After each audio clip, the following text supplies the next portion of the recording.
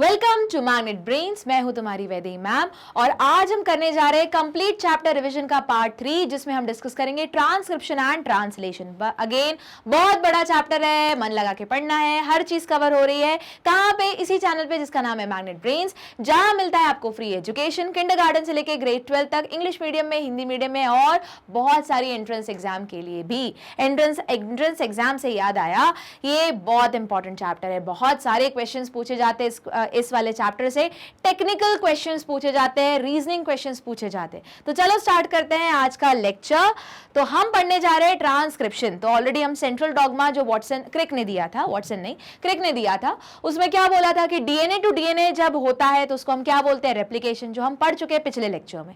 फिर उसके बाद जब डीएनए से आरएनए बनता है, अब इन जनरल आरएनए बोलते हैं, एनसीईआरटी में एमआरएनए दिया हुआ है, तो उसको हम क्या बोलेंगे? इसको हम बोलेंगे ट्रांसक्रिप्शन। अब प्रोकैरियोटिक ट्रांसक्रिप्शन अलग रहता है, यूकैरियोटिक अलग रहता है। इसी पे बहुत सारे क्वेश्चंस आ जाते हैं।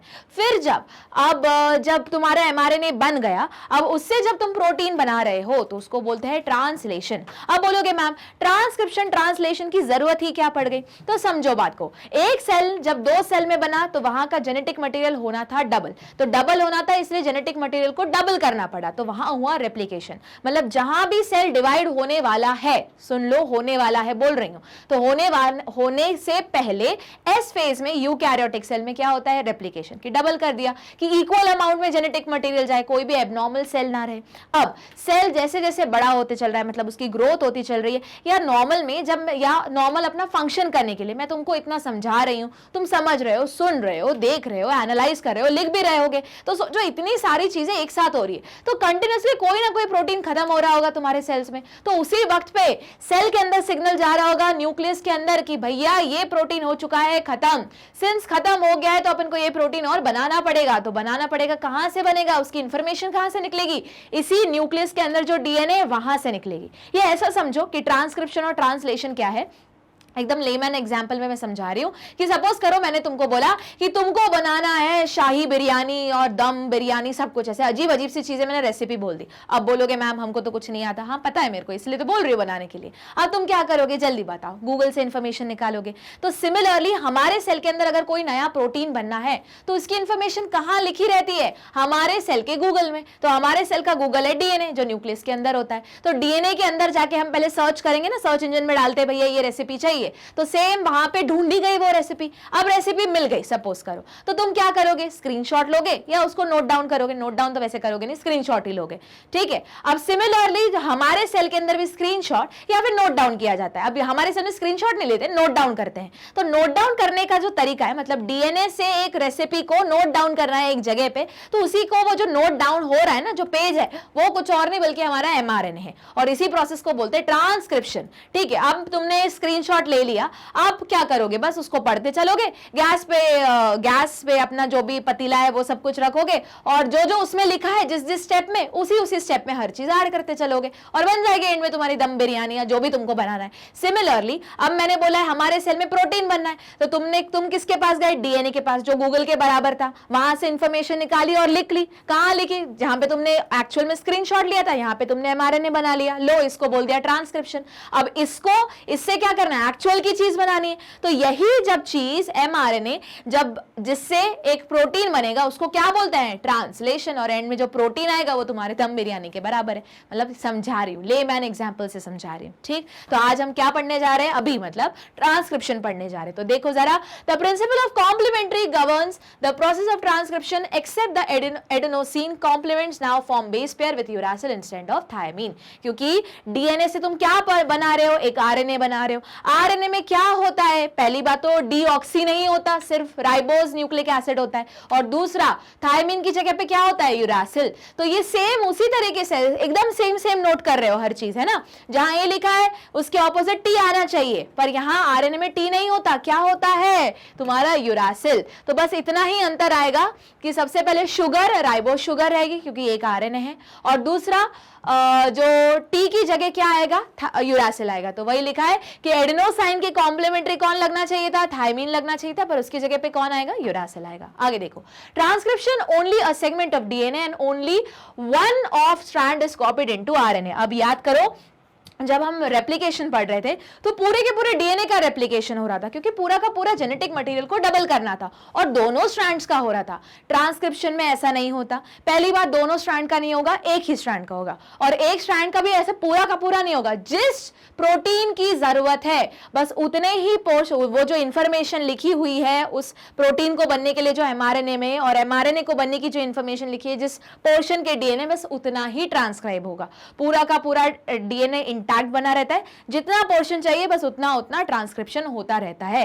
अगर यही मैं तुम्हें क्वेश्चन पूछूं, अच्छा बताओ, तुम पढ़ चुके हो डीएनए में दो पोर्शन होते हैं, हेटेरोक्रोमैटिन, यूक्रोमैटिन, कौन सी जगह पे ट्रांसक्रिप्शन होता होगा? तो अगर याद है हमने यूक्रोमैटिन में पढ़ा था, एक लाइन लिखी थी तुम्हारी बुक में, ट्रांसक्रिप्शनली एक्टिव, तो यूक्रोमैटिन वाले पोर्शन में ट्रांसक्रिप्शन होता है। हेटेरोक्रोमैटिन तो टाइटली पैक्ड है, जो डार्कली स्टेन होता है, जो रेपिटेटिव यूनिट्स है वहीं पड़ा रहता है। याद आया कुछ? चलो आगे देखते हैं। तो वही रीजन, ये रीजनिंग के फॉर्म में आ सकता है, असर्शन रीजन के फॉर्म में आ सकता है, तो जरा स्क्रीनशॉट भी ले लो और लिखते भी चलो। तो क्वेश्चन है कि बताओ, ठीक है समझ में आ गया कि सिर्फ जरा सा पोर्शन ही ट्रांसक्राइब होता है, पूरा डीएनए नहीं ट्रांसक्राइब होता, पर दोनों स्ट्रैंड क्यों नहीं ट्रांसक्राइब होते, एक ही स्ट्रैंड क्यों ट्रांसक्राइब होती है? तो देखो जरा, first, if both strand act as template they would code for RNA molecule with different sequence. Remember, complementary does not mean identical.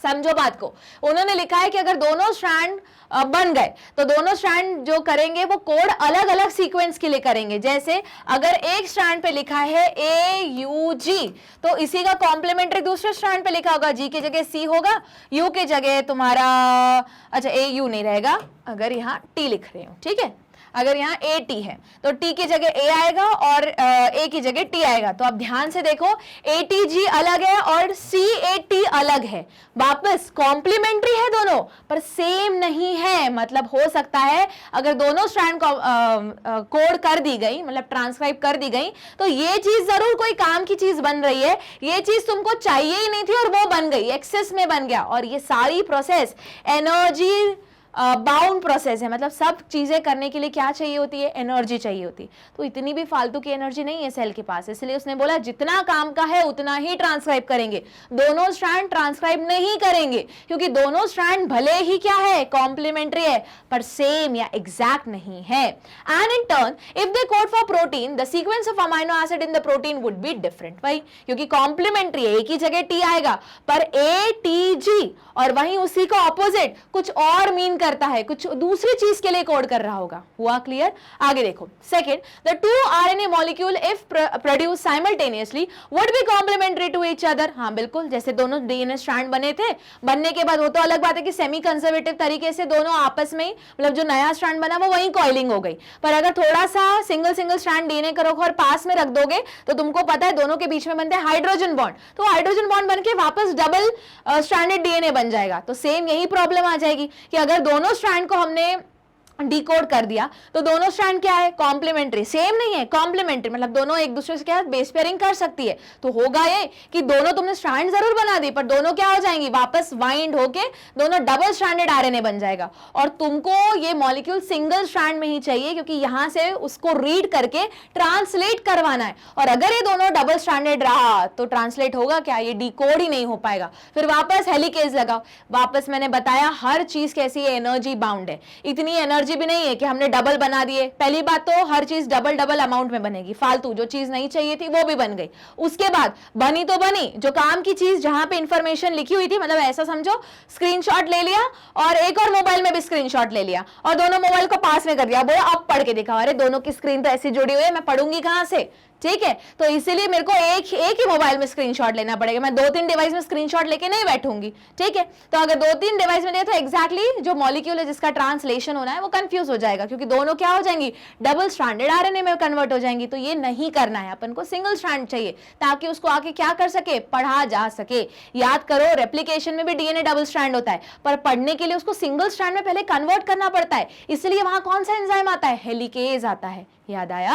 चलो देखो, तो वही लिखा है उन्होंने कि अगर दोनों स्ट्रैंड बन गए साथ में तो दोनों क्या रहेंगे, कॉम्प्लीमेंट्री रहेंगे। रिजल्ट क्या होगा, hence would form a double strand RNA. This technique is used in RNAi. तो भले ये जो टेक्निक है ये आगे तुम बायोटेक्नोलॉजी वाले चैप्टर में पढ़ोगे, एक तरीके से किसी के मतलब किसी ऑर्गेनिज्म के अंदर प्रोटीन को रोकने के लिए ये टेक्निक यूज करते हैं, पर अभी तो कुछ रोकना नहीं है, सब कुछ नॉर्मल चलने देना है। तो इसीलिए क्या होता है, दोनों स्ट्रैंड का ट्रांसक्रिप्शन नहीं होता। सोचो कितना सोच के एक सेल ने मॉलिक्यूलर लेवल पे हर स्ट्रैटेजी डिफाइन की हुई है। यही सब करते करते तो इवोल्यूशन होता रहा, और इवोल्यूशन के इनिशियल ईयर यही सब कुछ बैलेंस आउट करने में टाइम लग गया। फिर बाद में तो इवोल्यूशन बहुत स्पीड अप हुआ, पर अगर तुम देखोगे एक सेल से दूसरा सेल बनने की जो प्रोसेस है, या आरएनए कन्वर्ट हो रहा है डीएनए में, पहले आरएनए मिलता था ना, फिर आरएनए से डीएनए मिलने में बहुत ज्यादा गैप दिखेगा तुमको, टाइमलाइन बहुत बड़ी दिखेगी।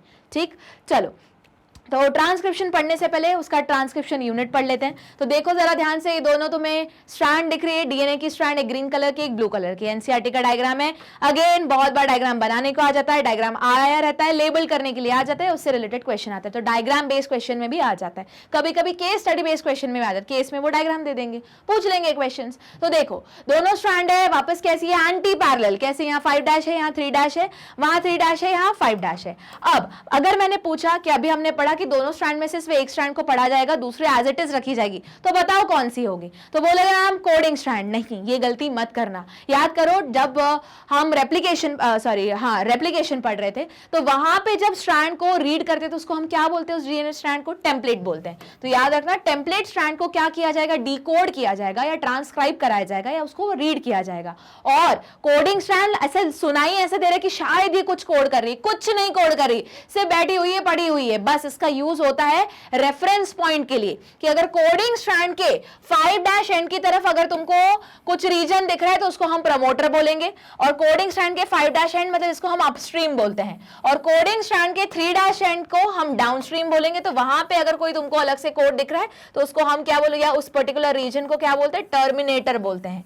तो ये अपन को याद रखना है, ठीक है। तो वापस अगर किसी ने पूछा ट्रांसक्रिप्शन यूनिट को डिफाइन करो, इतना भी बोला तुम डायग्राम बना के आओगे। तो ट्रांसक्रिप्शन यूनिट में स्टेप 1 क्या है, दोनों एंटी पैरेलल, कॉम्प्लीमेंट्री क्या बनाओगे, डीएनए बनाओगे। एक पे लिखोगे टेम्पलेट स्ट्रैंड, एक पे लिखोगे कोडिंग स्ट्रैंड। टेम्पलेट स्ट्रैंड के ब्रैकेट में चाहो तो लिख दो कि this will be actually use for transcription.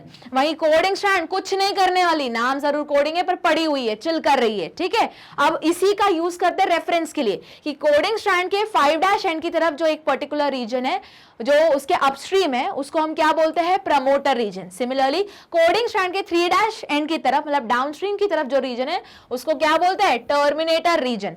तो ट्रांसक्रिप्शन को हम खुद 3 स्टेप में डिवाइड कर सकते हैं on the basis of its structure. अब सोचो स्टेप में बोल रही, तो पहला है प्रमोटर, तो प्रमोटर में क्या होगा, कहानी शुरू होगी, मतलब ट्रांसक्रिप्शन स्टार्ट होता है। तो यहां पे जब पॉलीमरेज आके सिर्फ अटैच होगा उसको हम बोलते हैं इनिशिएशन। फिर उसके बाद एक्चुअल में जब अपना पॉलीमरेज काम करेगा, काम क्या करता है पॉलीमरेज, पढ़ना और बनाना। अच्छा अब मुझे बताओ इस पॉलीमरेज का नाम क्या होना चाहिए, डीएनए को वो रीड कर रहा है तो डीएनए डिपेंडेंट, बना क्या रहा है, एक आरएनए, तो डीएनए डिपेंडेंट आरएनए पॉलीमरेज। फिर से डीएनए डिपेंडेंट आरएनए पॉलीमरेज, कोई भी पॉलीमरेज हो कौन सी डायरेक्शन में नई स्ट्रैंड बना सकता है, वही 5' to 3' एंड में बना सकता है। तो अगर वो 5' to 3' डायरेक्शन में बनाएगा मतलब इसका उल्टा उसको रीड करना पड़ेगा, तो इसका उल्टा कौन हुआ, 3' to 5', तो ये बन गया तुम्हारा क्या, टेम्पलेट स्ट्रैंड। और जहां पे जिस पोर्शन में पॉलीमरेज रीड करेगा और एक्चुअल में डिकोड करेगा, ट्रांसक्राइब करेगा, तो उसी को हम बोलते हैं स्ट्रक्चरल जीन, जहां काम की इंफॉर्मेशन लिखी हुई है। जैसे ही पॉलीमरेज ट्रैवल कर करके इस जगह पहुंचेगा जिसका नाम है टर्मिनेटर, तो टर्मिनेटर का नाम ही क्या है कि टर्मिनेट करना। किसको टर्मिनेट करना, इस प्रोसेस को टर्मिनेट करना। तो ये प्रोसेस क्या हो जाएगी, खत्म हो जाएगी। तो याद रखना है फिर से क्या है, ट्रांसक्रिप्शन यूनिट 2 स्ट्रैंड है। अच्छा, दोनों स्ट्रैंड में से एक टेम्पलेट एक कोडिंग है, किसने डिसाइड किया, पॉलीमरेज ने डिसाइड किया, क्योंकि पॉलीमरेज जो डीएनए डिपेंडेंट आरएनए पॉलीमरेज है वो 5' to 3' एंड ही कोड कर सकता है, इसीलिए उसको ऑपोजिट स्ट्रैंड को पढ़ना पड़ेगा। ऑपोजिट स्ट्रैंड की पोलैरिटी है 3' to 5', तो वो हो गई टेम्पलेट, उसका ऑपोजिट हो गया कोडिंग। कोडिंग का कुछ काम नहीं होता, कभी कोड नहीं होता, बस उसका रेफरेंस यूज करते हैं। कोडिंग के अपस्ट्रीम में या 5' एंड की तरफ क्या है, प्रमोटर रीजन। कोडिंग के डाउन डाउनस्ट्रीम में या 3' एंड की तरफ क्या है, टर्मिनेटर रीजन। टर्मिनेटर पे ट्रांसक्रिप्शन प्रोसेस खत्म होती है, प्रमोटर पे ट्रांसक्रिप्शन प्रोसेस स्टार्ट होती है। प्रमोटर वो जगह है जहां पे कौन आके अटैच होता है, डीएनए डिपेंडेंट आरएनए पॉलीमरेज। फिर जब वो शिफ्ट होगा बीच वाले पोर्शन पे आएगा जिसको स्ट्रक्चरल जीन बोलते हैं, जहां काम की इंफॉर्मेशन लिखी है, जहां पे एक्चुअल में पॉलीमराइजेशन होगा तो वो हमको स्ट्रक्चरल जीन से बोला जाता है। और फिर जब वो टर्मिनेटर वाली साइड पे आएगा ये ट्रांसक्रिप्शन रुक जाएगा। इसीलिए हम ये स्ट्रक्चरल जीन तो है पर इस पूरे ट्रांसक्रिप्शन को 3 स्टेप में डिवाइड कर सकते हैं, इनिशिएशन, एलोंगेशन, टर्मिनेशन। हुआ क्लियर? चलो देखते हैं आगे।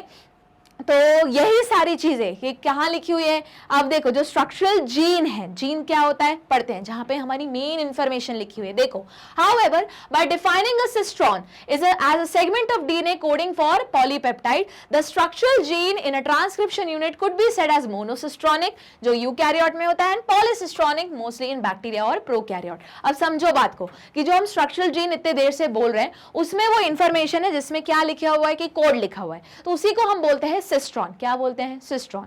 अब जो प्रोकैरियोटिक है उसका कैसा रहता है, पॉलीसिस्ट्रॉनिक रहता है, मतलब एक ही जीन में 2-3 चीजों की बनने की इंफॉर्मेशन एक साथ लिखी हुई है। बट वही यूकैरियोट में अगर कोई एक प्रोसेस है, एक प्रोसेस में 2-3 चीजें अपन को चाहिए तो हर चीज का जीन अलग अलग लिखा हुआ है ना, मतलब एक जीन में सिर्फ एक ही इंफॉर्मेशन लिखी हुई है, इसलिए उसको यूकैरियोट्स में कैसा सिस्ट्रॉन रहता है, मोनोसिस्ट्रॉनिक। और वही प्रोकैरियोट्स में कैसा रहता है, पॉलीसिस्ट्रॉनिक। इसका एग्जांपल तुम लैक्टोपेरॉन जब पढ़ोगे तो लैक्टोज का डाइजेशन के लिए जितने भी एंजाइम्स चाहिए, 3 एंजाइम्स चाहिए होते हैं, तो तीनों एंजाइम एक ही जगह मिलेंगे, तो वो किसका एग्जांपल हुआ, पॉलीसिस्ट्रॉनिक का। और लैक्टोपेरॉन या लैक्टोज का जो मेटाबॉलिज्म को कंट्रोल करने वाला है ओपेरॉन है, वो कहां मिलता है, प्रोकैरियोट्स में मिलता है। वहीं सपोज करो कि स्टार्च का डाइजेशन कराना है हमारी बॉडी में, हम यूकैरियोट्स हैं, तो सपोज करो अलग अलग एंजाइम चाहिए। अब माउथ में अमाइलेज चाहिए, सलाइवरी ग्लैंड में सलाइवरी अमाइलेज चाहिए, एंजाइम क्या होते हैं, प्रोटीन होते हैं। मतलब इतना क्लियर हुआ, तुम्हारे माउथ में जो सलाइवरी अमाइलेज को बनाने के लिए उन सेल के अंदर क्या होगा, ट्रांसक्रिप्शन होगा,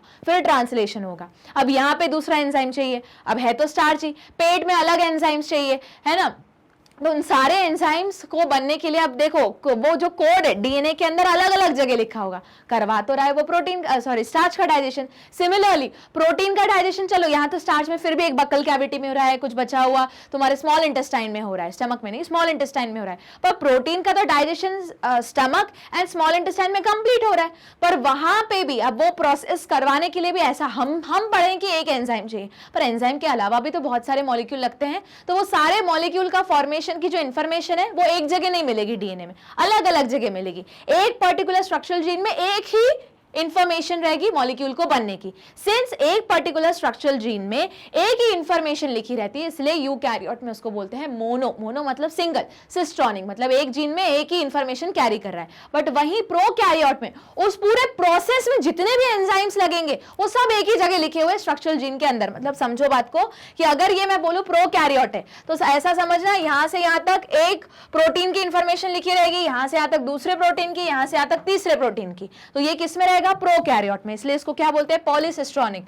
बट वही मोनोसिस्ट्रॉनिक में यहां से यहां तक सिर्फ एक ही जन की इंफॉर्मेशन लिखी रहेगी। अब फिर बोलोगे मैम बाकी कचरा, वो अभी आऊंगी कि उसको फालतू की चीजें बोलते हैं जो कुछ भी कोड नहीं करती, ठीक है, तो वो रहेगी और वो बार बार इंटरप्रेटेड रहती है। मतलब है तो एक ही इंफॉर्मेशन, जरा सी इंफॉर्मेशन यहां लिखिए, फिर इंफॉर्मेशन यहां लिखिए, फिर इंफॉर्मेशन यहां लिखिए, फिर इंफॉर्मेशन यहां लिखिए। तो यूकैरियोट में टुकड़ा, एक ही इंफॉर्मेशन टुकड़े टुकड़े में लिखी रहती है, और पॉली में ऐसी कोई बकवास नहीं थी, पूरा का पूरा काम का होता है। ठीक, तो अब तुम खुद समझ सकते हो कि यूकैरियोट में फिर मैम आपने बोला ये रेड वाला तो अपना मोनोसिस्ट्रॉनिक है, मतलब जो काम की चीज है वो है, फिर वो जो ब्लू वाला रह गया वो पोर्शन वो कुछ नहीं करता, कचरा होता है, नॉन कोडिंग सीक्वेंस रहता है, जो कोडिंग वाले में बीच बीच में क्या करता है, इंट्रूड करता है, इंटरप्ट करता है, तो उसको मैं बता देती हूँ, उनको इंट्रॉन्स बोलते हैं, जिसको बाद में अलग से हटाना पड़ता है। ठीक, तो ये अपन को याद रखना है। ये क्वेश्चन आ सकता है कि क्यों, what is the major difference between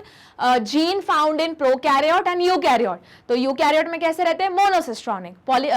और उसके बाद प्रोकैरियोट्स में कैसे रहते हैं, पॉलीसिस्ट्रॉनिक। ठीक, आगे देखो, इन eukaryote gene have interrupted coding sequence, वही क्या बोलते हैं उनको, इंट्रॉन्स बोलते हैं। देखो आगे, तो अब स्टेप्स देखते हैं ट्रांसक्रिप्शन इन बैक्टीरिया। ठीक है, तो हम सबसे पहले वापस अब ट्रांसक्रिप्शन को दो बड़े तरीके से हम डिवाइड कर सकते हैं। एक को बोल सकते हैं हम प्रोकैरियोटिक ट्रांसक्रिप्शन, सबसे पहले मैं वही पढ़ाऊंगी, फॉलोड बाय यूकैरियोटिक ट्रांसक्रिप्शन। ठीक है, चलो स्टार्ट करते हैं पढ़ना।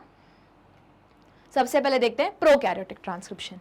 तो चलो स्टार्ट करते हैं ट्रांसक्रिप्शन इन प्रोकैरियोट, या बोल दो बैक्टीरिया। देखो क्या होता है, RNA polymerase that catalyse transcription of all type of RNA in bacteria. अब बोलोगे मैम ये पॉइंट क्यों बताए, क्योंकि यूकैरियोटिक ट्रांसक्रिप्शन और प्रोकैरियोटिक ट्रांसक्रिप्शन का एक मेजर डिफरेंस है कि प्रोकैरियोटिक ट्रांसक्रिप्शन में सिर्फ एक ही पॉलीमरेज होता है। ठीक है, और वहीं प्रोकैरियोटिक यूकैरियोटिक ट्रांसक्रिप्शन में 3 पॉलीमरेज होते हैं, पॉलीमरेज 1, 2 और 3। मतलब याद रखना है, यूकैरियोटिक ट्रांसक्रिप्शन में 3 पॉलीमरेज है, वहीं प्रोकैरियोटिक ट्रांसक्रिप्शन में एक ही पॉलीमरेज है। RNA polymerase bind to promoter, मैंने बताया था प्रमोटर कौन सी जगह होती है, जहां पे कौन आके जुड़ता है, तुम्हारा पॉलीमरेज। ठीक है, एंड इनिशिएट ट्रांसक्रिप्शन, या इसी को इनिशिएशन बोलते हैं। It use nucleoside triphosphate as substrate and polymerise in a template dependent fashion following the rule of complementary. It also facilitate opening of the helix and continuous elongation. जैसे अगर याद होगा तुमको, रेप्लिकेशन में हेलिकेज मॉलिक्यूल की जरूरत पड़ती है जो हेलिक्स को ओपन करता है, फिर पॉलीमरेज आके जुड़ता है, फिर पॉलीमराइजेशन होता है। यहाँ पे सारी चीजें एक ही कर लेता है, एक ही मॉलिक्यूल कर लेता है, जिसका नाम है पॉलीमरेज। मोर प्रिसाइजली इस पॉलीमरेज का नाम है डीएनए डिपेंडेंट आरएनए पॉलीमरेज। वो जैसे ही आके जुड़ा, उसी ने अनवाइंड कर लिया, उसी ने रीड करना शुरू किया। अच्छा, सबसे पहले वो आके जुड़ेगा कौन सी जगह पे, इनिशिएशन जहां से शुरू होगा, और वो कहां से शुरू होगा, प्रमोटर से। पर अभी तक पॉलीमरेज ने कुछ किया नहीं है।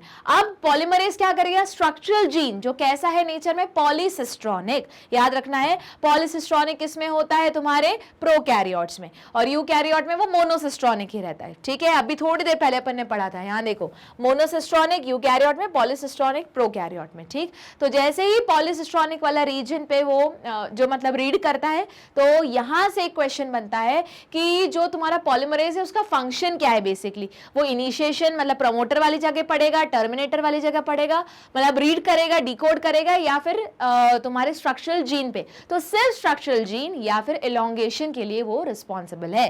साथ में अगर ऑप्शन रहा कि हेलिक्स को ओपन करना है, तो फिर उस केस में वो भी ऑप्शन में जाएगा। पर फिर उस केस में 2 ऑप्शन नहीं रहेंगे, एक और ऑप्शन रहेगा, बोथ बी एन सी या ए एन बी, जो भी कॉम्बिनेशन में। ठीक, तो चलो आगे देखते हैं। तो क्या कर रहा है, पॉलीमरेज आके कहां जुड़ा, प्रमोटर पे। स्टेप को क्या बोलेंगे, इनिशिएशन। कितने पॉलीमर्स है, एक ही पॉलीमर्स है। क्या कर रहा है जुड़ने के बाद, कॉम्प्लीमेंट्री के अकॉर्डिंग क्या ऐड करते चल रहा है, न्यूक्लियोसाइड ट्राइफॉस्फेट ऐड करते चल रहा है। ठीक, उसके बाद क्या हुआ, इलोंगेशन हुआ। सबसे आखिरी में क्या होगा, टर्मिनेशन। कैसे, जब वो कौन सी जगह पहुंच जाएगा, टर्मिनेटर वाली जगह पर। देखो, once the polymerase reaches the terminator region, the nascent RNA falls off, so also the RNA polymerase, this result in termination of transcription. मतलब जैसे ही पॉलीमरेज टर्मिनेशन वाली साइड पे पहुंचा, जो आरएनए बन रहा था उससे ज्वाइन कर करके पॉलीमरेज उसको पकड़े हुए था, वो अलग हो जाएगा, पॉलीमरेज अलग हो जाएगा, और वापस जो चीज ओपन हुई है, वापस जो डीएनए का पोर्शन अनवाइंड हुआ है, वो वाइंड हो जाएगा। चलो डायग्राम से समझ लेते हैं। डायग्राम इंपॉर्टेंट है, 2 डायग्राम बने हुए हैं तुम्हारी बुक में। एक है प्रोकैरियोटिक ट्रांसक्रिप्शन, यहाँ पे सिर्फ नीचे लिखा है ट्रांसक्रिप्शन इन बैक्टीरिया, और दूसरे में जरूर मेंशन है लेबलिंग में, यूकैरियोटिक ट्रांसक्रिप्शन। तो देखो, ये रहा तुम्हारा का क्या, ट्रांसक्रिप्शन यूनिट। अब जो नीचे वाली लाइन है वो क्या है, तुम्हारी कोडिंग स्ट्रैंड। ठीक है, कैसे पता चला कोडिंग स्ट्रैंड है, अच्छा नीचे वाली लाइन नहीं, ऊपर वाली लाइन क्या है, कोडिंग स्ट्रैंड। अब बोलोगे कैसा पता चला, क्योंकि नीचे वाली जगह कौन जुड़ा हुआ है, तुम्हारा ये पॉलीमरेज जुड़ा हुआ है। तो पॉलीमरेज जिस जगह जिस स्ट्रैंड पे जुड़ेगा, उसको ऑपोजिट वाली क्या हो गई, तुम्हारी कोडिंग स्ट्रैंड। ठीक, अच्छा, उसके अपस्ट्रीम में मतलब 5' एंड की तरफ कौन रहेगा, तुम्हारा प्रमोटर रीजन, और डाउनस्ट्रीम मतलब 3' एंड की तरफ कौन रहेगा, तुम्हारा टर्मिनेटर रीजन, जो यहाँ पे है। अब प्रमोटर रीजन पे कुछ फैक्टर्स आके जुड़ते हैं, जिनको इनिशिएशन फैक्टर भी बोलते हैं। प्रोकैरियोट के केस में उसका नाम रहता है सिग्मा फैक्टर। याद रखना है, इसके ऊपर भी क्वेश्चन आता है। तो सबसे पहले सिग्मा फैक्टर कहाँ कहाँ आके जुड़ेगा, प्रमोटर रीजन पे। जैसे ही जुड़ गया वो किसको बुलाएगा कि भैया यहाँ आके जुड़ जाओ, तुम्हारे डीएनए डिपेंडेंट आरएनए पॉलीमरेज को। जैसे ही वो आके जुड़ेगा वो सबसे पहला काम क्या करेगा, यहाँ देखो ये अभी पूरा टाइटली डबल हेलिक्स है ना, वो सबसे पहले क्या करेगा, हेलिकेज की तरह काम करने लगेगा, अनवाइंडिंग करेगा और फिर एंटर करेगा अपनी अगली स्टेप में जिसका नाम क्या है, इलॉन्गेशन। इलॉन्गेशन में वो पॉलीमरेज एक एक कोडॉन से आगे आगे आगे मूव करता चलेगा। ठीक, उसके बाद अच्छा मूव कर रहा है तो वो क्या करता जा रहा है, कॉम्प्लीमेंट्री स्ट्रैंड बनाते जा रहा है। किसका यूज करके, सिर्फ राइबो न्यूक्लियोसाइड्स का यूज करके। ठीक है, न्यूक्लियोसाइड फॉस्फेट का यूज करके मोर करेक्ट है। ठीक, क्योंकि डीऑक्सीराइबो तो खुद है, उसको बनाना क्या है, राइबो न्यूक्लिक एसिड बनाना है। ठीक, उसके बाद अब जैसे ही आएगा आगे आएगा और जैसे कौन सी जगह पहुंचेगा, टर्मिनेटर वाली जगह पे। तो टर्मिनेटर वाली जगह पे कौन आके जुड़ेगा, दूसरा फैक्टर जिसको टर्मिनेटर फैक्टर बोलते हैं, रो फैक्टर। उस वजह से तुम्हारा पॉलीमरेज अलग हो जाएगा, आरएनए अलग हो जाएगा। हुआ क्लियर? चलो आगे देखते हैं, अब मूव करते हैं अपन। और एक पॉइंट रह गया, वही मैंने जो बताया, सिग्मा फैक्टर और rho factor. It associate transiently with initiation factor sigma factor and termination factor rho factor to initiate and terminate the transcription respectively. अब आते हैं कि यूकैरियोटिक ट्रांसक्रिप्शन कैसे अलग है। सबसे पहला पॉइंट तो तुमको मैंने बता ही दिया। देखो पहली बात, 4-5 पॉइंट की तरह यूकैरियोटिक और प्रोकैरियोटिक ट्रांसक्रिप्शन अलग है। पहला जो तुम्हारा प्रोकैरियोट है उसमें जो ट्रांसक्रिप्शन वो कहाँ हो रहा है, साइटोप्लाज्म में हो रहा है, क्योंकि प्रोकैरियोट में कोई न्यूक्लियस है ही नहीं कि न्यूक्लियस के अंदर होगा। वहीं यूकैरियोट में जो ट्रांसक्रिप्शन है वो कहाँ हो रहा है, न्यूक्लियस के अंदर, न्यूक्लियोप्लाज्म में। ये रहा पहला डिफरेंस। दूसरा डिफरेंस लिखते चलो कहीं। ठीक है, दूसरा डिफरेंस, प्रोकैरियोट में पॉलीमरेज कितना है, एक ही है। वहीं यूकैरियोट में पॉलीमरेज कितने हैं, 3 है, पॉलीमरेज 1, 2 और 3।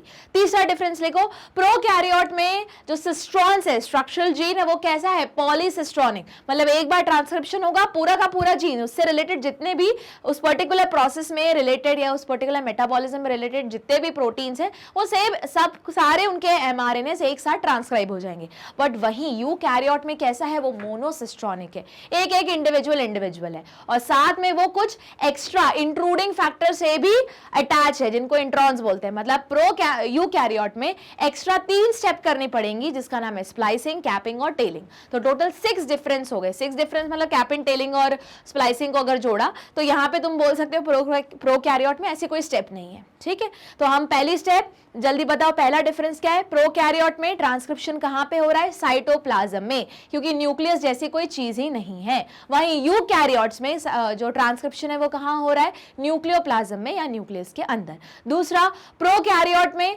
पॉलीमरेज कितना है, एक है। वहीं यूकैरियोट में कितने पॉलीमरेज है, 3 पॉलीमरेज है। ठीक, तीसरा जो प्रोकैरियोट का जीन है वो कैसा है, पॉलीसिस्ट्रॉनिक। वहीं यूकैरियोट का जीन कैसा है, मोनोसिस्ट्रॉनिक। चौथा, जो प्रोकैरियोट का जीन है वो पूरा एब्सोल्यूट करेक्ट है, उसमें से कोई भी इंटरव्यूइंग पार्टिकल्स या सब्सटेंस या सेगमेंट नहीं है, पूरा जितना डिकोड होगा पूरा का पूरा एब्सोल्यूटली करेक्ट होगा। पर वहीं यूकैरियोट्स में काम की चीजें तो हैं जिनको एक्सॉन्स बोलते हैं और बकवास चीजें भी हैं जिनको इंट्रॉन्स बोलते हैं। इंट्रॉन्स आई से स्टार्ट होता है, इंट्रूडिंग पार्टिकल या जो बार बार बीच बीच में कर रहे हैं उनसे नाम याद रखना। मतलब यूकैरियोट में 3 स्टेप्स एक्स्ट्रा करनी पड़ेंगी जिनका नाम स्प्लाइसिंग है, कैपिंग है और टेलिंग है। तो चलो स्टार्ट करते हैं eukaryotic transcription. There are at least 3 RNA polymerase in the nucleus in addition to RNA polymerase found in the organelle. ठीक, उसके बाद RNA polymerase 1, अब 1, 2, 3 कर क्या रहे एग्जैक्टली वो अपन को याद रखना पड़ेगा, तो स्क्रीनशॉट ले लो कि RNA polymerase 1 ट्रांसक्राइब क्या कर रहा है, rRNA को। अगर याद होगा तो 3 टाइप के RNA होते हैं, rRNA, tRNA और तुम्हारा mRNA। mRNA तो बन रहा है, अब देखो कि rRNA किससे ट्रांसक्राइब हो रहा है, RNA polymerase 1 से। तो याद रखना है कि rRNA जिसमें कौन कौन सी सब यूनिट्स, 28, 18 और 5.8 S सब यूनिट्स कौन बना रहा है, RNA polymerase 1। वहीं 3 क्या कर रहा है, tRNA बनाने के लिए रिस्पॉन्सिबल है, 5S RNA बनाने के लिए रिस्पॉन्सिबल है और SNRNA बनाने के लिए रिस्पॉन्सिबल है। और polymerase 2 क्या कर रहा है, तुम्हारा HNRNA बना रहा है या फिर mRNA फॉर्म कर रहा है। हुआ क्लियर? तो इसका स्क्रीनशॉट ले लो, इंपॉर्टेंट है। आगे देखते हैं। अब जो मैं बता रही थी एक्स्ट्रा स्टेप्स होती है जिसको स्प्लाइसिंग बोलते हैं, कैपिंग बोलते हैं, टेलिंग बोलते हैं, तो उन्होंने पहले कैपिंग और टेलिंग के बारे में मेंशन किया। तो देखो कैपिंग का मतलब क्या होता है, समझो बात को, कि पूरा जब तुम्हारा आरएनए बन जाए, स्प्लाइसिंग भी हो जाए। स्प्लाइसिंग मतलब इंट्रॉन्स को हटा दिया, सिर्फ एक्सॉन को रखा, अब ये तुम्हारा फाइनल प्रोडक्ट हो गया। अब इसको क्या कर रहे हैं कि 5' एंड पे क्या कर रहे हैं, guanosine methyl guanosine triphosphate add कर रहे हैं, अलग से ऐड कर रहे हैं, तो उसी को क्या बोलेंगे हम, कैपिंग बोलते हैं। बहुत बार इसको मिथाइलेटेड कैप भी बोला जाता है, तो दोनों नेम याद रखने हैं। इन कैपिंग एन अनयूजुअल न्यूक्लियोटाइड जिसका नाम है मिथाइलेटेड ग्वानोसाइन मतलब ट्राइफॉस्फेट। अब तुम्हारा मेन शुगर तो है, न्यूक्लियोटाइड लिखा है, देखो मतलब शुगर तो है, बेसिक शुगर रहेगी, कौन सी शुगर, राइबोज शुगर, क्योंकि सारी कहानी कौन सी है, आरएनए की है, डीऑक्सी तो आ नहीं सकती। अब उस राइबोज शुगर से नाइट्रोजनस बेस कौन सा लगा हुआ है, जी लगा हुआ है, ग्वानोसाइन, इसका मतलब जी लगा हुआ है। ट्राइफॉस्फेट भी लगा है, पर एक और एडिशनल फंक्शनल ग्रुप लगा है जिसका नाम है मिथाइल ग्रुप है ना, CH3। तो मिथाइल ग्वानोसाइन ट्राइफॉस्फेट ऐड किया जाता है कहां पे, 5' एंड के HNRNA के ऊपर।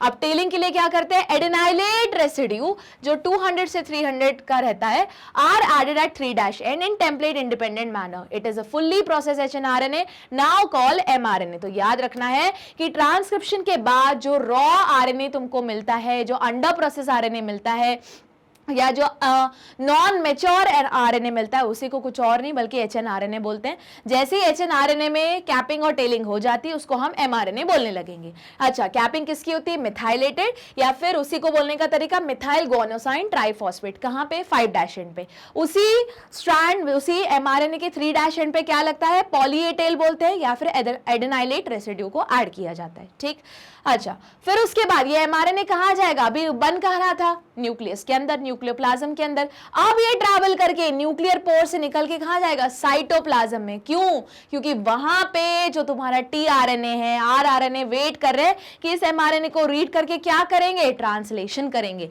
देखो, that is transported out of the nucleus for translation. तो ये भी 6th डिफरेंस हो गया।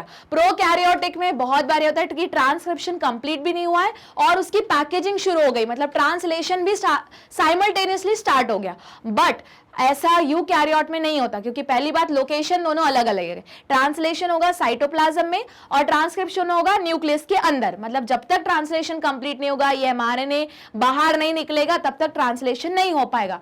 सिंस प्रोकैरियोट में हर चीज एक ही जगह हो रही है, तो वहां पे मतलब पूरी तरह डिकोडिंग भी नहीं हुई और साइड से यहाँ पे फोल्डिंग भी शुरू हो गई। ठीक, चलो देखो, फोल्डिंग नहीं बोल सकते, फोल्डिंग तो प्रोटीन की होती है, उसको पढ़ के अमाइनो एसिड का सीक्वेंस जोड़ना शुरू हो गया। ठीक है, चलो देखो, द प्रेजेंस ऑफ इंट्रॉन। अब जब मैं बोल रही थी ना कि हमारे यूकैरियोटिक आरएनए में कुछ काम की चीजें होती है, कुछ बकवास चीजें होती हैं, तो जो बकवास चीजें रहती है उनको इंट्रॉन्स बोलते हैं, उनको हटाना पड़ता है। तो देखो, द प्रेजेंस ऑफ इंट्रॉन, अब इंट्रॉन है क्यों, ये भी क्वेश्चन आएगा, तो ये भी हो सकता है तुम्हारा रीजनिंग का क्वेश्चन। ठीक है, देख लो, स्क्रीनशॉट ले लो, लिख लो कहीं। The presence of intron is reminiscent of antiquity and process of splicing represent the dominance of RNA world, की दिखाता है कि हम किस तरह इवॉल्व हुए हैं, क्योंकि कुछ बाकी कचरा भी एडेड है। ठीक, एंटिक्विटी दिखाता है। देख लो, ये है डायग्राम तुम्हारे यूकैरियोटिक ट्रांसक्रिप्शन का। तो ये क्या है तुम्हारा ओरिजिनल डीएनए, ध्यान से देखो, डबल स्ट्रैंडेड है, डीएनए है। ये कौन सी प्रोसेस शो कर रहा है, इलोंगेशन को शो कर रहा है। ये क्या है तुम्हारा, पॉलीमरेज मॉलिक्यूल है। देखो कौन सी डायरेक्शन में बना रहा है, 5' to 3'। हुआ क्लियर? अब देखो क्या हो रहा है, सबसे पहले जैसे ही बना तो सबसे पहली स्टेप क्या की गई, कैपिंग की गई। ठीक है, उसके बाद अगर देखोगे तो इंट्रॉन्स है। अब कैपिंग किसके साथ करते हैं, कैपिंग किसके साथ करते हैं, एडेनाइलेट रेसिड्यू के साथ, नहीं एडेनाइलेट नहीं, मिथाइल ग्वानोसाइन ट्राइफॉस्फेट के साथ। एडेनाइलेट तो हम पॉली ए टेल में लगाते हैं। ठीक है, तो कैपिंग की गई कौन से एंड पे, 5' एंड पे। सबसे पहले तो वही डैश एंड बना था। ठीक है, यहाँ पे लिख दिया, अगर देखो अब दिख नहीं रहा होगा, है ना, M लिखा है, M मतलब मिथाइल, G मतलब ग्वानोसाइन और 3 बार PPP लिखा हुआ है, मतलब ट्राइफॉस्फेट, ये अटैच कर दिया। तो ये सीक्वेंस अपन को याद रखना है। सबसे पहले क्या होता है, कैपिंग होता है, ठीक है। उसके जगह अब कुछ जगह अगर तुम ऑनलाइन देखोगे तो कुछ जगह उन्होंने इन रैंडम बोला है splicing, capping, telling. In fact text में, तुम्हारे एनसीईआरटी के टेक्स्ट में लिखा है स्प्लाइसिंग, कैपिंग, टेलिंग। ये अलग बात है कि डायग्राम में उन्होंने कैपिंग पहले दिखाया है, फिर splicing and then followed by poly A tailing. तो अपन को ये याद रखना है ये क्वेश्चन किस पैटर्न में पूछा जा रहा है। तो देखो यहाँ पे क्या किया उन्होंने, कैपिंग की। उसके बाद क्या किया, इंट्रॉन्स को हटा दिया। ये है ना बकवास चीजें जो इंट्रूड कर रही हैं, जो कुछ कोड नहीं करती, इनको हटाना जरूरी है, सिर्फ यूकैरियोट्स में मिलता है। तो इन इंट्रॉन को हटाया गया, एक्सॉन्स को जोड़ा गया, तो क्या किया, स्प्लाइसिंग की गई। और उसके बाद आखिरी में क्या किया, 200 to 400 के क्या लगाए गए, पॉली ए टेल या एडेनाइलेट रेसिड्यू को अटैच किया गया, तो हुई तुम्हारी टेलिंग। उसी को पॉली एडेनाइलेशन भी बोलते हैं। और आखिरी में तो ये तीनों मैं क्या बोल सकती हूँ, ये तीनों क्या थे, HNRNA थे, है ना। और उसके बाद जो तुम्हें एकदम मैच्योर्ड फॉर्म का RNA मिला उसको तुम mRNA बोलोगे, या मैच्योर्ड RNA या प्रोसेस्ड RNA। हुआ क्लियर इतना? चलो आगे देखते हैं। अब यहां तक जो था तुम्हारा ट्रांसक्रिप्शन हुआ खत्म। अब क्या स्टार्ट कर रहे हैं हम, जेनेटिक कोड। देखो ट्रांसक्रिप्शन में क्या किया, DNA से RNA बना लिया। अब RNA बनाया है पर उसमें भी अगर तुम्हारे DNA पे लिखा था A तो यहाँ पे लिखा था T, लिखाएगा क्या, नहीं, ये RNA तो लिखाएगा U। फिर अगर DNA में लिखा था G तो यहाँ लिखा जाएगा C। पर इसको अब पढ़ना है क्योंकि अब कौन सी प्रोसेस होगी, ट्रांसलेशन होगी। तो ट्रांसलेशन में बेसिकली इसी को पढ़ के क्या बनाया जाता है, अमीनो एसिड ऊपर जोड़ा जाता है। पर पढ़ना किस पैटर्न में है, तो यही जो रीडिंग करनी है कि किस पेयर से रीडिंग करनी है, कहां पढ़ना शुरू करना है, कहां से पढ़ना रोकना है, तो यही सब कुछ पढ़ने वाले हम जेनेटिक कोड में। तो इसके सेलिएंट फीचर्स इंपॉर्टेंट है। तो चलो स्टार्ट करते हैं। तो सबसे पहले यही जो चार जो हमारे पास बेसिस है ATGC, इनको हम ऐसे कैसे भी रैंडमली नहीं पढ़ते, हमको 3-3 के पेयर में पढ़ना होता है। तो इसलिए हम बोलते हैं कि जेनेटिक कोड कैसा है, ट्रिपलेट के फॉर्म में है। तो देखो the salient feature of genetic code are as follows, the code is triplet. मतलब अगर मैंने तुमको AUGGCA दिया तो तुम उसको रीड कैसे करोगे, AUG एक, GCA एक और UCC अलग, ठीक। तो इसको बोलते हैं ट्रिपलेट। कितने टोटल कोडॉन्स है, 61 कोडॉन्स है। Form amino acid and 3 codon do not code for any amino acid, hence they function as stop codon, ठीक। तो देखो जो अब इतने सारे कोडॉन है, अब देखो तुम पॉसिबिलिटी देखो, 4 ही लेटर्स है अपने पास, ATGC, ठीक है, या अब T की जगह U लगा लो, AUGC। अब इन्हीं के कॉम्बिनेशन परम्यूटेशन से हमने कितने कोड्स टोटल बनाए, 64 कोड्स बनाए। उन 64 में से मतलब टोटल कोड्स कितने हैं, 64 है, पर उसमें से काम के कितने हैं, सिर्फ 61 कोड है जो एक्चुअल में कोई इंफॉर्मेशन के लिए रिस्पॉन्सिबल है। कि अगर AUG पढ़ा तो इसका मतलब है कौन सा अमीनो एसिड निकलेगा, मतलब लगाया जाएगा मीथियोनिन लगाया जाएगा, ठीक। और बाकी जो 3 बच गए, मतलब 64 में से 61 एक्चुअल में कुछ काम करेगा अमीनो एसिड के लिए, और जो तुम्हारे 3 है वो कुछ नहीं करेंगे। मतलब जैसे ही पॉलीमरेज उसको रीड करेगा, पॉलीमरेज नहीं, जैसे tRNA आके पढ़ेगा तो कुछ लगेगा ही नहीं, उसके अगेंस्ट कुछ है ही नहीं। तो वो 3 काम करते हैं स्टॉप कोडॉन की तरह, ठीक। वहीं पे AUG काम करेगा किसकी तरह, स्टार्ट कोडॉन की तरह, साथ में मीथियोनिन के लिए भी कोड करेगा। हुआ क्लियर इतना? देखो जरा, some amino acid are coded by more than 1 codon, hence the code is degenerate. अब ये जरूरी नहीं है कि एक कोड एक ही अमाइनो एसिड के लिए कोड करे।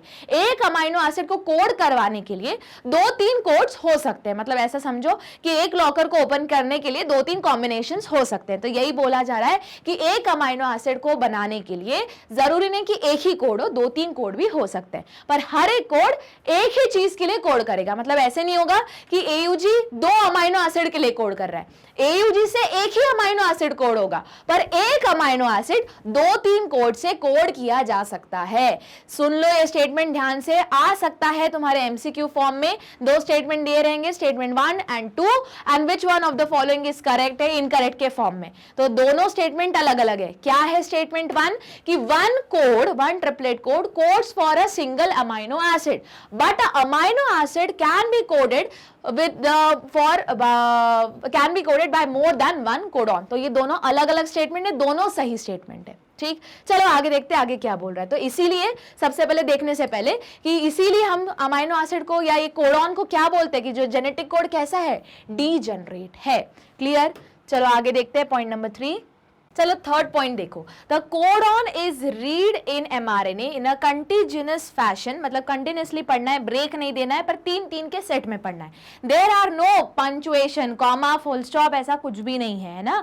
जैसे मैंने अभी लिखा था कि अगर कंटिन्यूएशन में दिया है तो 3-3 का सेट पढ़ो, ऐसा मत करो कि 3 का पढ़ो फिर एक कोई लेटर को या एक कोई बेस को छोड़ दो, नहीं छोड़ना है। अगर इस टाइप का करोगे, ऐसा तो होता नहीं है पहली बात, अगर इन केस इस टाइप का हो गया तो रिजल्ट होता है म्यूटेशन और फिर कोई बहुत बड़ी एबनॉर्मलिटी आ सकती है। तो चलो देखते हैं फोर्थ पॉइंट कि कौन क्या है सेलिएंट फीचर।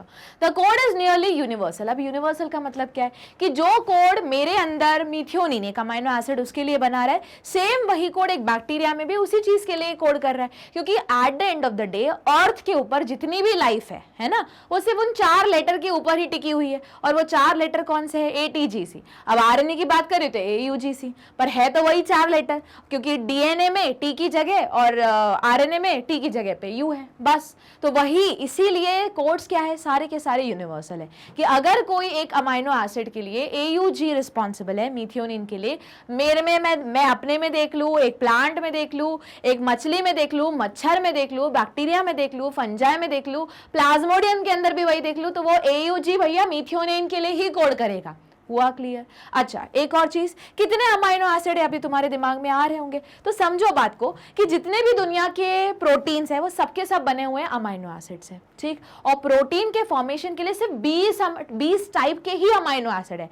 वो फर्दर और 3 कैटेगरी में डिवाइड कर सकते हैं। एक को बोलते हैं न्यूट्रल अमाइनो एसिड, जिसमें आता है ग्लाइसिन।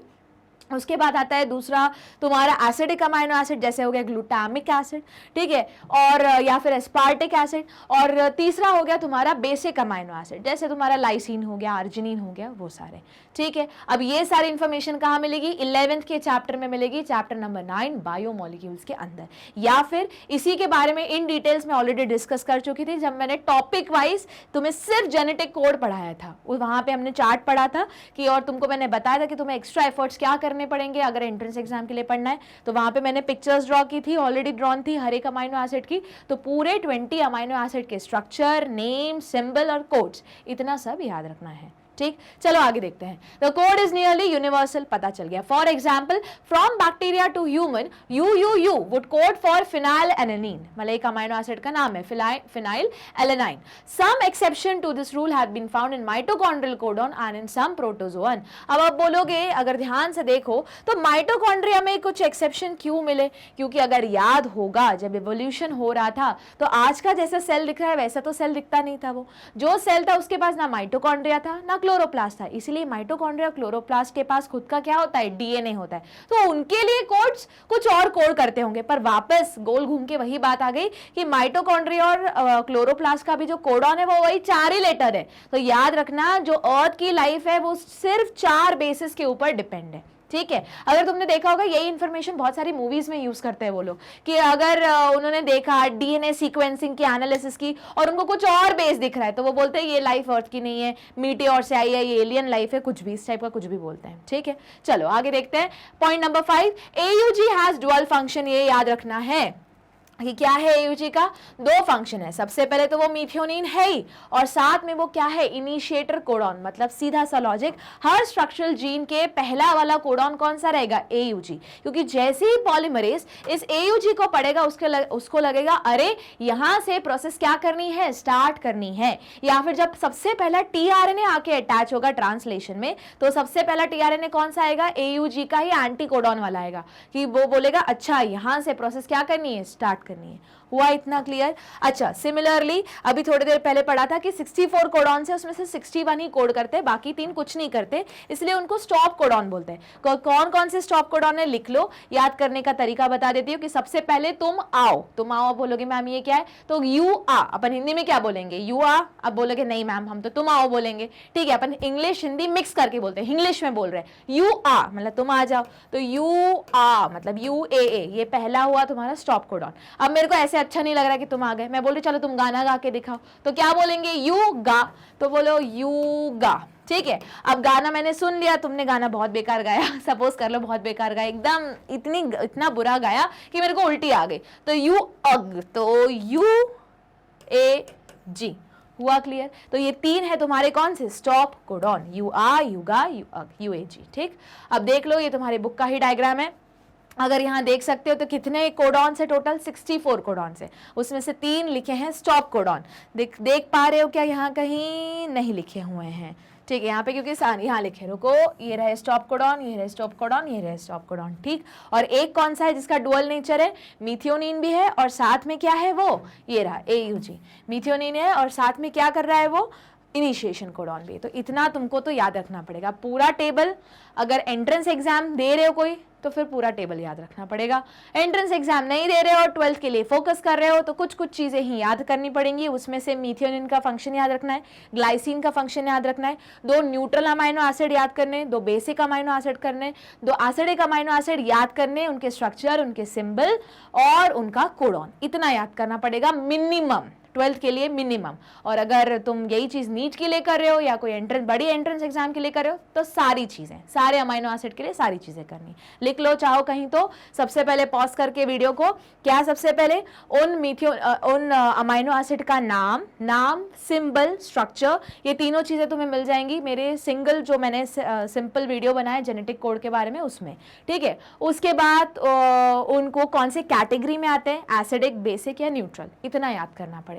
ठीक है, चलो आगे मूव करते। तो ये सब कुछ था किसके बारे में, जेनेटिक कोड के बारे में। अब हम किसके बारे में पढ़ने जा रहे हैं, ट्रांसलेशन के बारे में पढ़ने जा रहे हैं। तो जल्दी बता दो कहानी कहाँ तक आई। तो कहानी यहाँ तक आई कि कुछ प्रोटीन की कमी हो गई, तो इन्फॉर्मेशन सेल के अंदर सेल मेम्ब्रेन से पास होते हुए आई, न्यूक्लियर मेम्ब्रेन से पास होते आई, न्यूक्लियस को बता दिया। तो न्यूक्लियस ने बोला एक काम करो, डीएनए के अंदर इन्फॉर्मेशन लिखी है, इसको कॉपी कर लो। ठीक, पर कॉपी करने का ये तरीका है कि डीएनए में लिखा हुआ है डीऑक्सी राइबोस शुगर के फॉर्म में, जो कॉपी करोगे उसको सिर्फ राइबोस शुगर में दिखना, क्योंकि राइबोस शुगर को कैसा बनना है, रिएक्टिव बनना है, तभी वो प्रोटीन को बना पाएगा, ट्रांसलेशन कर पाएगा। और बस साथ में जहां जहां डीएनए में टी लिखा हुआ है उसकी जगह यू लगा देना। ये सारा काम किसने किया, पॉलीमरेज ने किया। अगर यही सारा काम प्रोकैरियोट में हुआ है तो एक ही पॉलीमरेज में, पॉलीमरेज से हो रहा है, जो अनफॉर्चुनेटली डीएनए को ओपन करने का भी काम कर रहा है, रीड करने का भी काम कर रहा है, डिकोड भी कर रहा है, और उसी के अगेंस्ट कॉम्प्लीमेंट्री न्यूक्लियोसाइड्स भी ट्राइफॉस्फेट ऐड करते चल रहा है। ठीक, अगर यही सारी चीजें यूकैरियोट में हो रही है तो 3 पॉलीमरेज रिस्पॉन्सिबल है, पॉलीमरेज 1, 2 एंड 3। ठीक है, इतना हुआ क्लियर। उसके बाद अगर यही चीज प्रोकैरियोट में हो रही है तो कोई ऐसा न्यूक्लियस का तो कोई ऐसा सीन ही नहीं है, क्योंकि न्यूक्लियोइड के फॉर्म में साइटोप्लाज्म में ही जीनोमिक डीएनए रहता है, तो सारी चीजें वहीं हो रही है और एकदम प्रीसाइजली हो रही है, एक्यूरेटली हो रही है। मतलब कोई भी बकवास पोर्शन नहीं है, क्योंकि पूरा का पूरा जीन कैसा होता है, पॉलीसिस्ट्रोनिक, पूरा का पूरा काम का होता है। तो पूरा का पूरा सिंस काम का है तो काम का ही डिकोड हो रहा है, और इतना ज्यादा प्रीसाइजली हो रहा है कि बहुत बार ट्रांसक्रिप्शन खत्म भी नहीं हो रहा है, ट्रांसलेशन स्टार्ट हो रहा है पैरेलली। वहीं अगर तुम यूकैरियोट्स में देखो तो कुछ काम का है, कुछ बकवास है। मतलब इंट्रॉन्स है, एक्सॉन्स है। एक्सॉन्स काम के हैं, जो इंट्रूड कर रहे हैं रीजन उनको इंट्रॉन बोलते हैं, तो उनको हटाना पड़ेगा। तो पूरा जब एमआरएनए बना तो वो इमैच्योर एमआरएनए या अनप्रोसेस्ड एमआरएनए था, जिसको एचएनआरएनए भी बोलते हैं। उसका क्या कराया गया, कैपिंग कराई गई, स्प्लाइसिंग कराई गई, टेलिंग कराएगी। ठीक है, उसके बाद वो बन गया मैच्योर आरएनए या एमआरएनए। अब इस आरएनए को कहां भेजा गया, न्यूक्लियस से बाहर, न्यूक्लियर पोर्ट से होते हुए कहां गया, वो साइटोप्लाज्म में पहुंचा। अब साइटोप्लाज्म में क्या शुरू होगा, ट्रांसलेशन वाली प्रोसेस स्टार्ट होगी। तो ट्रांसलेशन के लिए 3 टाइप के आरएनए चाहिए होते, एमआरएनए जो अभी मेहनत करके बाहर भेजा है वो, टीआरएनए जो साथ में ही कोड हो गया था, याद करो पॉलीमरेज 3 ने कोड किया था टीआरएनए को यूकैरियोट में, और तुम्हारा आरआरएनए जो आरआरएनए के 3 सब यूनिट्स है वो ट्रांसक्राइब किए थे पॉलीमरेज 1 ने, और बाकी के बचे हुए पार्ट पॉलीमरेज 3 ने ट्रांसक्राइब किए थे, थोड़ी देर पहले पढ़े। मतलब याद रखो, तीनों आरएनए, टीआरएनए, एमआरएनए और आरआरएनए इकट्ठे बनते हैं न्यूक्लियस के अंदर, फिर बाहर ट्रांसपोर्ट होते हैं। हुआ क्लियर। अब बाहर जाके वो क्या करेंगे, रीडिंग करेंगे, डिकोड करेंगे। अब कोड से याद आया क्या, अब हर चीज इंफॉर्मेशन कैसे पढ़नी है, हमारे टीआरएनए को 3 के सेट में पढ़नी है। ठीक है, और कंटिन्यूस फैशन में पढ़नी है। एयूजी से स्टार्ट होगी, स्टॉप कोडॉन पे कोई चीज रुक जाएगी। ठीक, 64 कोडॉन है, उसमें से काम के सिर्फ 61 है। तो देखो जरा ट्रांसलेशन एंड इट्स रेगुलेशन में अभी हम ट्रांसलेशन करेंगे। तो ट्रांसलेशन करने के लिए हमें 3 आरएनएस चाहिए। पहला mRNA जिसको मैसेंजर आरएनए बोलते हैं, जो बेसिकली मैच्योर HNRNA है, जो इतनी मेहनत करके स्प्लाइसिंग, कैपिंग, टेलिंग से बना है। उसके बाद rRNA, ये भी अभी बना है। 2 यूनिट्स नहीं पढ़े थे कि पॉलीमरेज 1 ने 3 सब यूनिट्स बनाए और बाकी का जो 5.8 बचा हुआ था वो तुम्हारे पॉलीमरेज 3 ने बनाए यूकैरियोट्स में। और आखिरी वाला tRNA जिसको बोलते हैं ट्रांसफर आरएनए, ये भी किसने बनाया था? तुम्हारे पॉलीमरेज 3 ने बनाया था। अब भी थोड़ी देर पहले पढ़ा।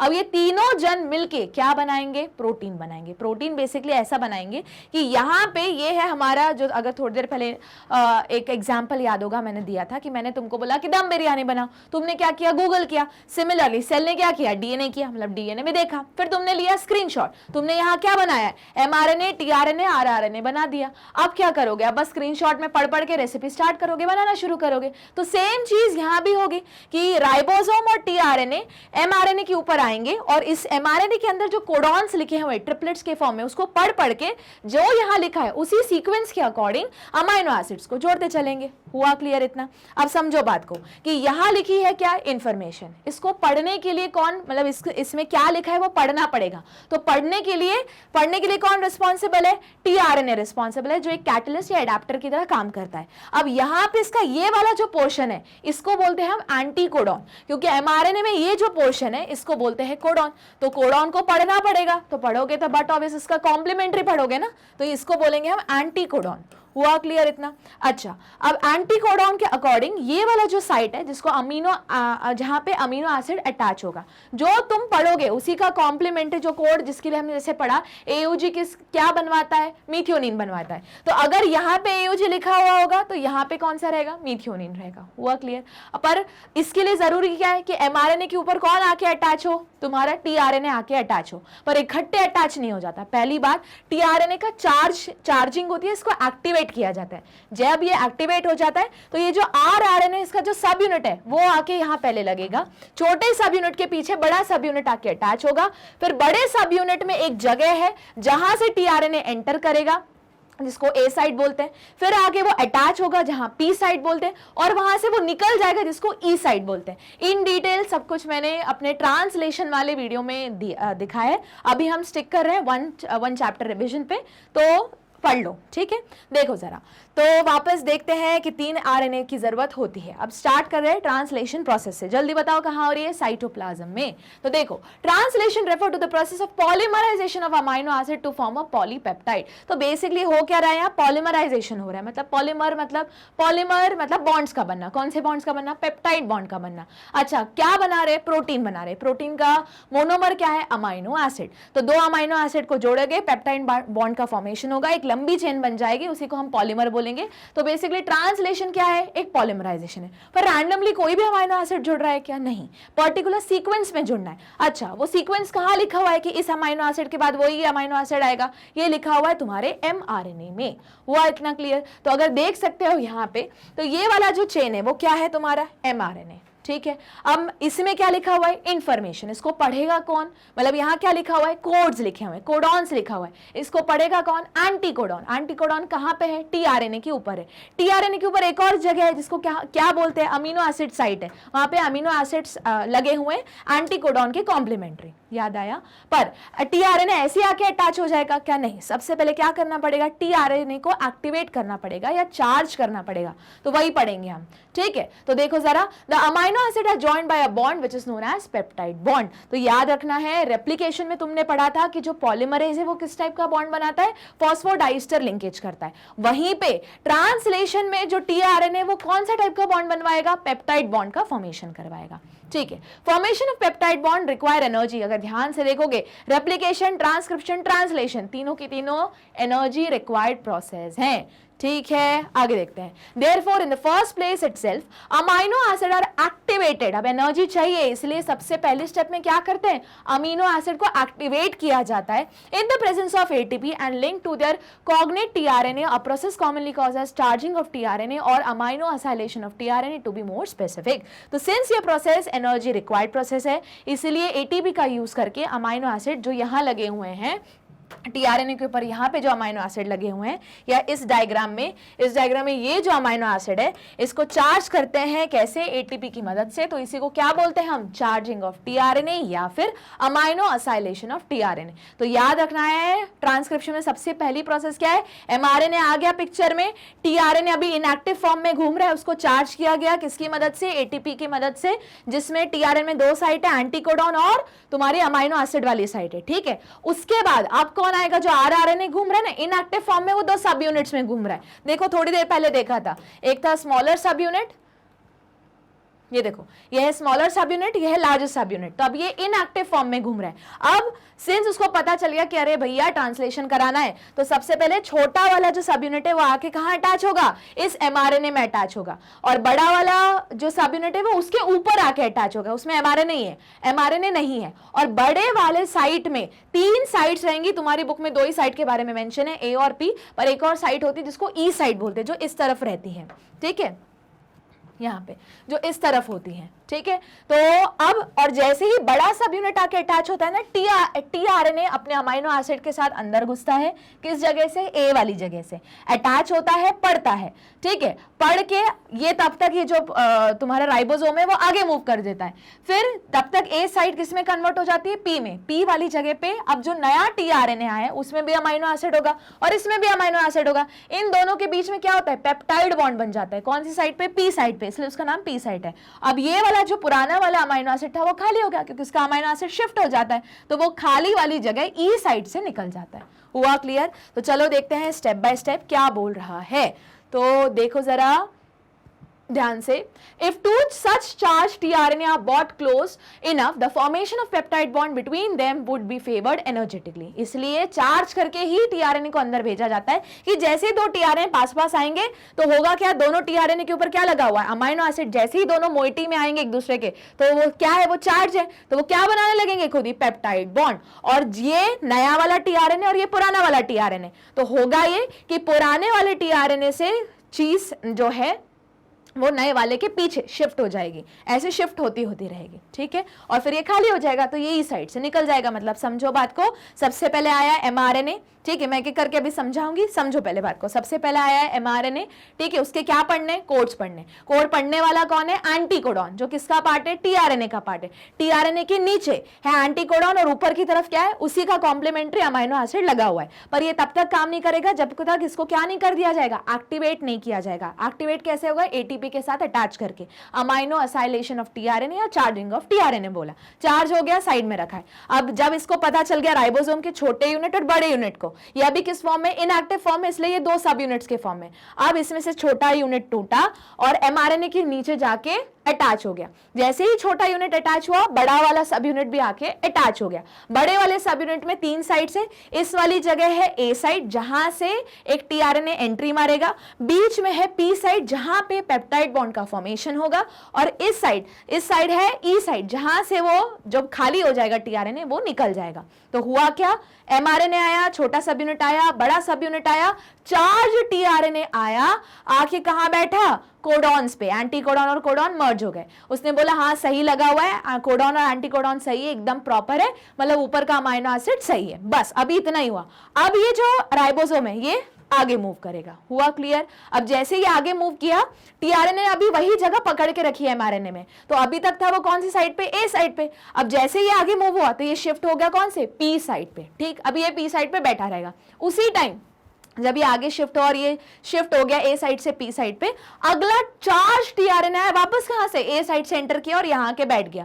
अब उसने बोला हाँ कोडॉन की जगह एंटीकोडॉन एकदम प्रॉपर है, ऊपर का अमाइनो एसिड भी एकदम सही है, डन है। तो जैसे ही नीचे वाला बोलेगा ऊपर का अमाइनो एसिड डन है, तो यहाँ का जो पी साइड का जो पुराना वाला टीआरएनए था वो क्या बोलेगा, चलो क्या करते हैं, पेप्टाइड बॉन्ड का फॉर्मेशन करते हैं, और ये पेप्टाइड बॉन्ड बन जाएंगे। अब पुराने वाले का जो अमाइनो एसिड है वो निकलेगा और इस जगह गया, अटैच हो जाएगा। अब ये वाला क्या हो गया, खाली हो गया है ना, पर अभी भी पी साइट में बना हुआ है, और ये वाला आ गया ए साइट में। अब ये राइबोसोम और आगे शिफ्ट हो गया। अब ये आगे शिफ्ट होता तो देखो ये वाला जो पुराना वाला जो अभी पी साइट में था कहां शिफ्ट हो गया, ई साइट में, और वो यहां से निकल जाएगा। तब तक जो कभी अमीनो एसिड टीआरएनए ए साइट में था वो शिफ्ट हो गया पी साइट में, तब तक अगला चार्ज टीआरएनए आ जाएगा। हुआ क्लियर? अब देखो, if such two charge tRNA are brought close enough, the formation of peptide bond between them would be favoured energetically. Energetically तो होगा ही क्योंकि चार्ज करके टीआरएनए लेके आ रहे हो।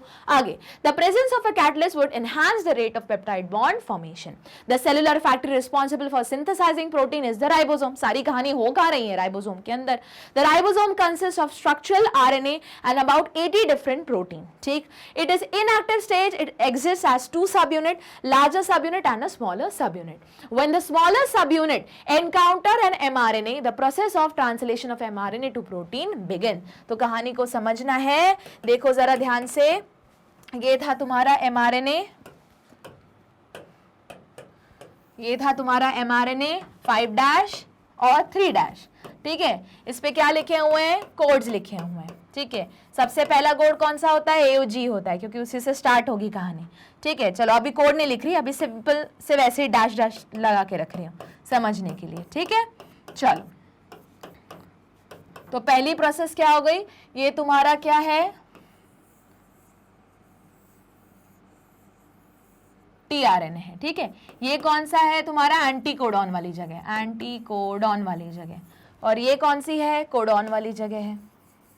ठीक, अब बताओ सबसे पहले जो राइबोसोम था, बड़ा यूनिट स्मॉलर यूनिट क्या कर रहा था, घूम रहा था यहाँ वहां, वो सबसे पहले आके कहाँ अटैच होगा, इसी स्मॉलर यूनिट पे आके अटैच होगा। जैसे ही स्मॉलर सब यूनिट राइबोसोम का अटैच हुआ, ये स्मॉलर सब यूनिट है ऑफ राइबोसोम rRNA। ठीक है, और ये क्या है अपना mRNA है, और वो क्या है अपना tRNA है।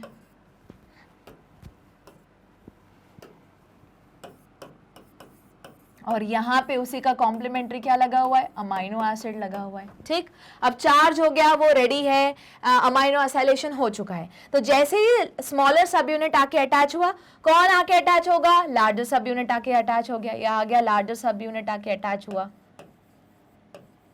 ठीक, अब क्या होगा, अब इसमें मैंने बताया था 3 रीजन्स होते हैं। कौन कौन से 3 रीजन्स होते हैं, जल्दी बताओ। सबसे पहले यहाँ पे मैं कर देती हूँ ऐसे 3। एक है तुम्हारा ए रीजन, जहां से जो टीआरएनए अंदर एंटर करेगा, फिर है पी रीजन, और फिर कौन सा है, ई रीजन। ठीक, अब सबसे पहले मुझे बताओ कौन आएगा, वही तुम्हारा, ओके, तो अब सबसे पहले क्या आएगा तुम्हारा, वो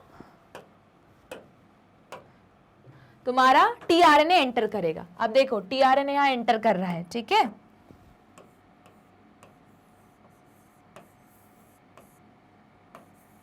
ठीक है, इसका अमाइनो एसिड यहाँ लगा हुआ है, या अमाइनो एसिड 1 लिख रही हूं मैं, या सिंपल 1 लिख देती हूँ, मतलब समझ में आएगा।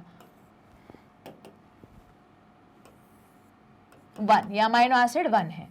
ठीक, ये एंटर किया है इस जगह से, आके अभी बैठा है, अब यहाँ पे आके बैठेगा। ठीक है, तो यहाँ आके बैठा और उसने मैच किया अपने कोडॉन से एंटीकोडॉन। ठीक, और जैसे ही सिग्नल मिला कि एकदम से हर चीज सही तरीके से मैच हो गई है, तो फिर क्या हुआ, उसने बोला एकदम हर चीज फाइन है, अप्रोप्रिएट, टिक, सही है। तो अभी ये टीआरएनए यहीं बना रहेगा। इसी टाइम पे अब क्या होगा, अब थोड़ी देर में ये जो पूरा का पूरा तुम्हारा आरएनए का यूनिट है, ये पूरा का पूरा शिफ्ट आगे हो जाएगा। ठीक है, मतलब अब थोड़ा बहुत, अब मैं मिटा रही हूँ वापस, देखो ये इतना हुआ, अब ये पूरा आगे शिफ्ट होगा। आगे शिफ्ट होगा मतलब कुछ इस तरह से।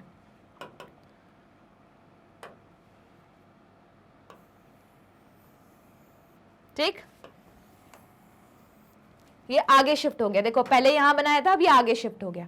अब क्या होगा, देखो ये तो अंदर आ रहा था, ये चला गया, ये तो यहाँ अटैच हो गया, ये नंबर 1 है ना, नंबर 1 अटैच लिख लेते हैं अपन,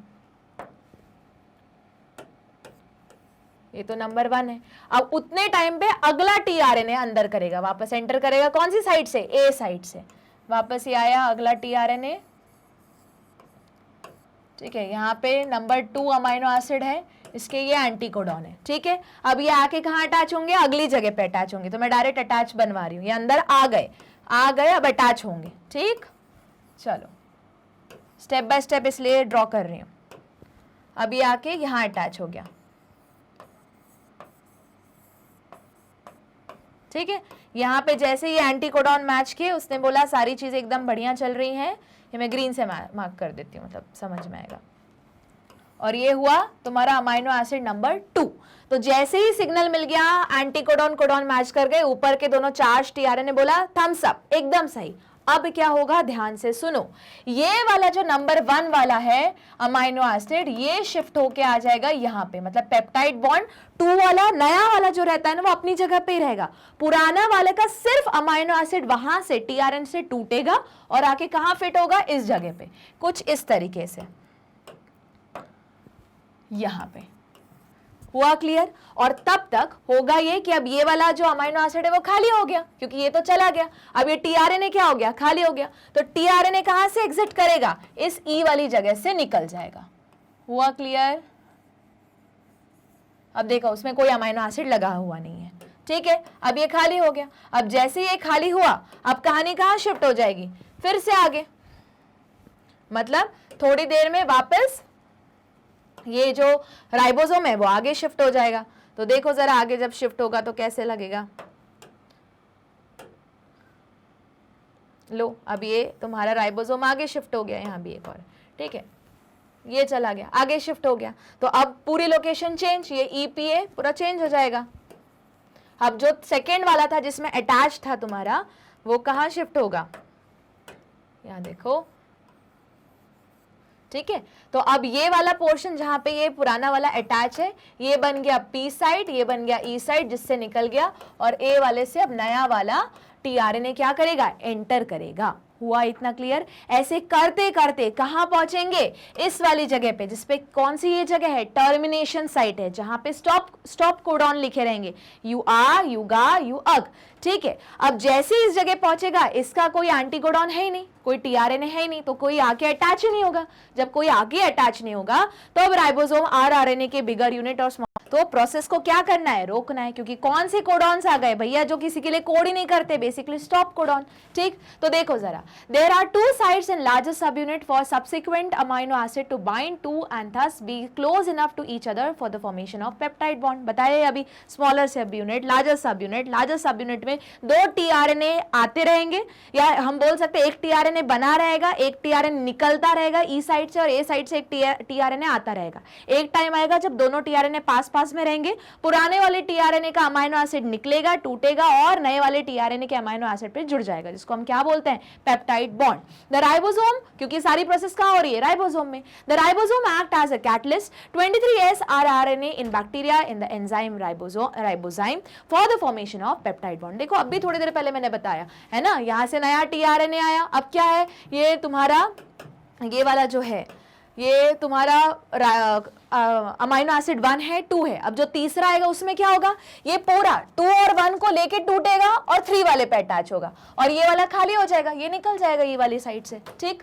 आगे देखो, a translational unit in mRNA is a sequence of RNA that is flanked by the start codon, मतलब शुरू कहां से होगी कहानी, स्टार्ट कोडॉन से, and the stop codon and codes for the polypeptide. बस मतलब शुरू होगी स्टार्ट से, रुकेगी स्टॉप पे, और बीच में तो मेरा पूरा इंफॉर्मेशन है मेन जीन का। हुआ क्लियर?